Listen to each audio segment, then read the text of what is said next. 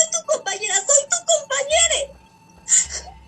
Perdón, una disculpa. Compañere, hubo recientemente un huracán aquí en Jalapa, hubo gente afectada, incluyendo... Realmente no quería hablar más del tema de la chica que con voz de Timmy Turner. No soy tu compañera, soy tu compañera. Perdón, una disculpa. Compañere, hubo recientemente un huracán aquí en Jalapa.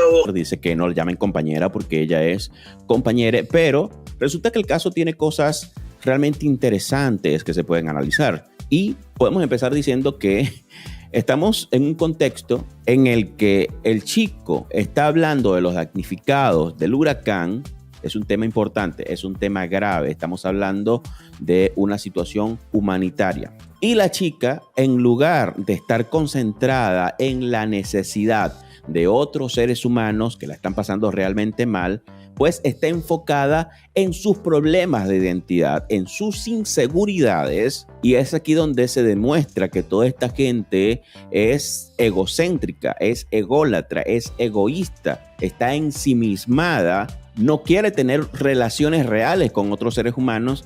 Y la tan mentada empatía que tanto mencionan es lo menos que tiene. Porque si de verdad fueran seres empáticos o que practican la empatía o que fomentan en sí mismos la empatía, en lugar de ella ponerse a hacer berrinche por una letra, por una simple letra, hubiera prestado atención a la situación que hay con los damnificados y se hubiera interesado al menos en enviar una lata de atún, una frazada, una camisa, una sábana o lo que sea para ayudar a estas personas en necesidad. Pero no, damnificados, huracanes, maremotos, pobreza, necesidad, hambruna, hambre, frío, casas derrumbadas, nada de eso importa. Lo importante es que a ella le digan compañere. Y luego salió en TikTok. Sí, sobre el huracán, que había ocurrido uno, y yo estoy plenamente consciente de eso, y la verdad, tengo en mis oraciones a todas esas personitas. Haciendo un video en el que ella dice, me sentí cansada, me sentí agobiada, me sentí estresada. Y es como que no se supone que eres compañere, porque ahora resulta que estás estresada, cansada o lo que sea. Es decir, cuando se trata de interrumpir un tema importante y hacérsela interesante en una clase por Zoom, es compañere. Pero luego haciendo sus propios TikToks, está dolida, está amargada, está cansada y está estresada. Es tan evidente lo forzado del lenguaje inclusivo que ni siquiera las mismas personas que le exigen a otros que lo usen se acuerdan que deben usarlo el resto del día. Y esto lo vas a ver en muchos videos sobre el lenguaje inclusivo en el que están allí. Nosotros no estamos abiertos o abiertas al diálogo. No saben qué decir. Evidentemente es algo forzado. Y luego vienen a decir que lo que sucede es que el lenguaje evoluciona y nosotros, para evolucionar con el lenguaje, tenemos que adaptarnos a este mal llamado lenguaje inclusivo. Pero resulta que no, el lenguaje no evoluciona. Lo que evoluciona es el mundo. Y conforme el mundo evoluciona, nosotros vamos creando un lenguaje que se vaya adaptando a nuestra nueva realidad. Cuando llegó el COVID, una palabra tan normal en la actualidad, nadie hizo berrinche diciendo que así se llama. Simplemente la palabra nos llegó para nombrar una situación real que estábamos viviendo. Lo mismo cuando llegó el televisor, cuando llegó la nevera, cuando llegó el aire acondicionado, cuando llegó el internet, cuando llegaron las computadoras, cuando llegaron los ventiladores, cuando llegó la electricidad y un montón de cosas que no había hace 3.000 años, empezamos a ponerles nombres a las cosas y nos adaptamos de una vez. ¿Por qué? Porque es el mundo el que ha ido evolucionando y nosotros alimentamos el idioma haciéndolo crecer con el uso cotidiano y con la necesidad. Y claro, cuando le dices a una de estas personas que diga hombro en lenguaje inclusive, te salen con que no se puede. Es muy curioso que la gente que se opone al lenguaje inclusivo dice que defiende el lenguaje, pero a la vez no diferencia un pronombre de un sustantivo. Digo nomás. Y compañero es un sustantivo que ahora se convierte en compañere. Pero resulta que hombro es sustantivo. Digan hombro en lenguaje inclusivo, por favor. Díganlo, es un sustantivo. Entonces se ponen de acuerdo. ¿Es para los sustantivos o para qué diablos es? El otro aspecto con esta escena viral es la respuesta del chico. Yo creo que el chico fue bastante amable. Él estaba enfocado en hablar de lo importante, del tema de los damnificados. y cuando la chica hizo el berrinche, que no tengo otra manera de llamarlo, algunos hacen sus diagnósticos psicológicos, psiquiátricos, emocionales, etcétera. Bueno, los profesionales de eso que hablarán. Yo lo llamo berrinche. Pero el chico, enfocado en lo importante y sin ninguna necesidad de hacer de este berrinche de la chica un drama, simplemente le pide disculpas y le dice: está bien, compañere. Es un punto positivo para él porque está siendo educado, está siendo amable, está siendo maduro, y se ve el enorme contraste entre ella, que es totalmente un bebé recién nacido pataleando, y él, un hombre maduro que se da cuenta de lo que realmente es importante. Sin embargo, la respuesta del chico no es algo que se puede estar repitiendo, porque aunque es cierto que de esta manera se evita el conflicto, también es cierto que la paz que se consigue es una paz artificial, porque lo que realmente está sucediendo es que una parte está sometiendo a la otra, y la parte sometida simplemente cede a los antojos de la parte dominante, y eso va creando dentro del que cede mucho enojo, mucha frustración y la sensación de que alguien más tiene el control sobre él. Lo que nos dice que aunque todo se vea en apariencia bien, la realidad es que estamos hablando de una relación bastante tóxica. Y cuando hablamos del lenguaje, la verdad es que nadie puede obligarnos a hablar mal. Y yo no sé si a usted le ha pasado, pero a mí me ha pasado que entro al autobús y después entró una señora y en pleno mediodía ella llega y dice: buenas noches. Todos sabemos que es mediodía, que no es buenas noches. ¿Tenemos nosotros acaso un compromiso de decir también buenas noches en pleno mediodía?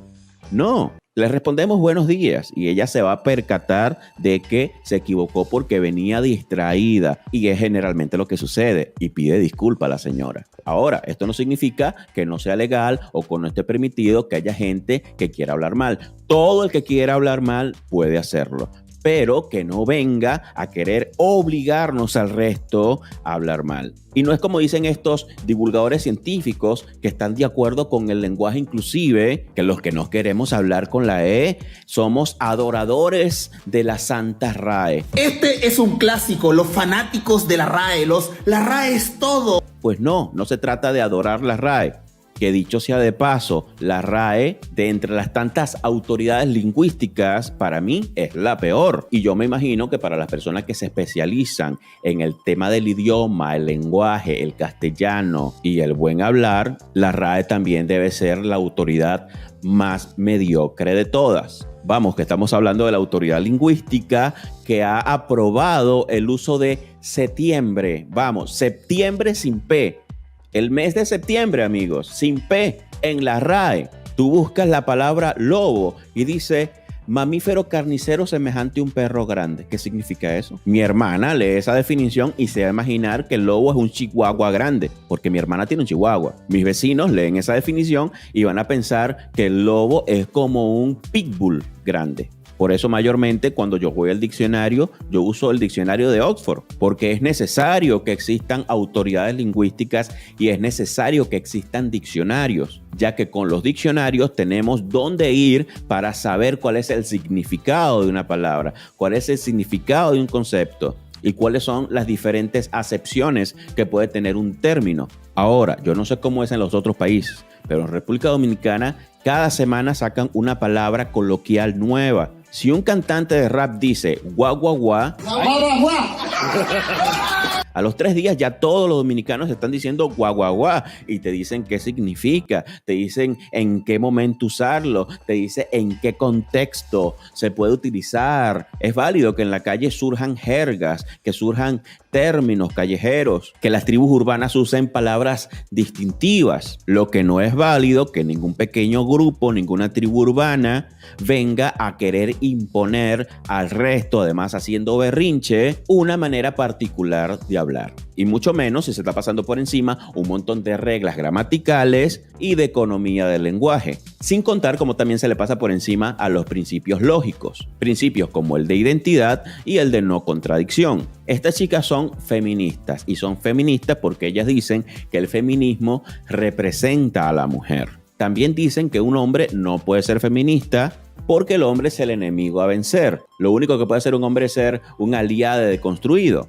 Entonces, si es feminista y se acerca al movimiento porque el movimiento la representa a ella como chica, ¿cómo es que al mismo tiempo es ella? El principio de identidad lo que te dice es que toda entidad es idéntica a sí misma. Es decir, el sol es idéntico al sol, no puede ser la luna. Yo soy idéntico a mí, no puedo ser tú. El aguacate es idéntico al aguacate, no es Iron Man. La puerta que está abierta no está cerrada. Pero resulta que estas chicas son ellas cuando de hablar de feminismo se trata y son ellas cuando están en el salón y quieren importunar a los demás. ¿Y todo lo que hizo es motivo para reírse de ella? Por supuesto que no. Una persona verdaderamente empática va a tener compasión de ella y va a desear que la chica reciba la ayuda pertinente para así poder aprender a manejar sus emociones y lidiar con la frustración. Y este es un punto muy importante. Estamos viendo a una generación, no estoy hablando de gente de alguna edad en específico, sino a gente que está viva en esta época, simplemente que no sé qué otra palabra usar además de generación, aunque ciertamente estas actitudes sí son más propias de una generación en particular, más ciertamente hay gente de otras generaciones que no son esa, que también son afectadas por este tipo de tendencias. Pero estamos hablando de individuos que no saben lidiar con la frustración, debido ciertamente a varios factores. El factor ideológico, ya que si te pones a comparar a los más progresistas con los más conservadores, los más progresistas tienen una tendencia a liberar sus emociones de repente y hacer este tipo de demostraciones que son difíciles de ver en los más conservadores. Y no sé si recuerda cuando estaba Nick Sandmann allí con sus compañeros de colegio, tranquilos, él estaba con su gorra de Make America Great Again y llegaron un montón de progresistas manifestantes, diferentes grupos, a molestarlos a ellos. Los progresistas, que fueron los que llegaron a perturbar, estaban allí con las emociones a flor de piel. Y los conservadores que estaban allí tranquilos y eran los que estaban siendo afectados. Y evidentemente el protagonista de toda esta historia es Nick Sandmann porque estaba allí tranquilo, más bien sonreía cuando los colectivos llegaron allí a punzar. Y es allí donde te das cuenta, sí, lo ideológico tiene bastante que ver. De hecho, yo no sé si ustedes lo han visto, pero yo que vivo mucho en TikTok, estoy notando cómo los progresistas cada vez que van a comentar algo dicen grítalo, grítalo, grítalo. Yo me pregunto, ¿pero qué va a gritar? ¿Y por qué tiene que gritar? Porque no simplemente lo expresa hablando ya, de una manera que se entienda. Te das cuenta que hay una tendencia en el progresismo de gritarlo. El otro factor, evidentemente, es el Internet y sus tecnologías derivadas, ya que estamos constantemente recibiendo estímulos en nuestro cerebro y cuando pasamos unos minutos sin recibir estos estímulos, simplemente nuestras emociones se desbordan. Ansiedad, tristeza, depresión, estrés. Y es como, cada vez que yo estoy en el celular y toco un botón, obtengo lo que quiero. Entonces, aquí en el mundo físico también debería suceder. Y es por eso que aparecen luego exigiendo, no me llames compañera, dime compañere, sin importar todo el contexto que está a su alrededor. Porque es como que se les olvida que fuera en la sociedad es muy distinto a dentro del teléfono, dentro de la tablet. Y sumado a todo eso está quizá lo más importante, que es la crianza. Alguien dice, no, todas las generaciones son generación de cristal. Puede ser, pero vamos a ver. Dime, ¿todas las generaciones han tenido a sus padres en el trabajo y han tenido ellos que criarse en una guardería? Todas las generaciones al competir han recibido medalla por competir nada más, aunque haya llegado al número 100, allá el último. A todas las generaciones cuando hacen berrinche se les da un premio en lugar de un castigo.